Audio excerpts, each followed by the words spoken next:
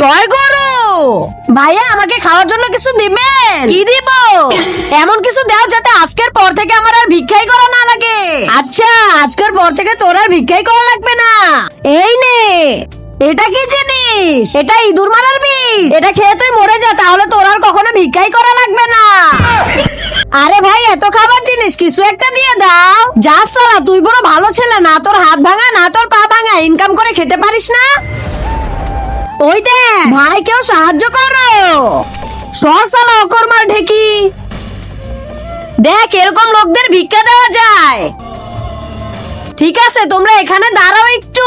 আরে তুই উপরে কোথায় যাচ্ছিস? শালার অকর্মা, তুই কি করতে চাচ্ছিস? তা দেখার আগে বন্ধুরা, চ্যানেলটি নতুন খুলছি, তোমরা সাপোর্ট করবে বলে। কিন্তু তোমরা যদি সাবস্ক্রাইব না করো তাহলে কেমন হবে? যদি তোমার মা বাবাকে ভালোবেসে থাকো তাহলে প্লিজ চ্যানেলটা সাবস্ক্রাইব করে দিও। তোমার একটা সাবস্ক্রাইবের জন্য আমি এত কষ্ট করে ভিডিও বানাই। তুমি তোমার মাকে ভালোবাসো না বাবাকে? কমেন্ট বক্সে তার নামটা লিখে যাও। হুইয়া আহা। ভাইয়া, এবার তো আমার পা ভেঙে গেছে, এবার ভিক্ষা দাও। আবে দিয়ে দে ওকে।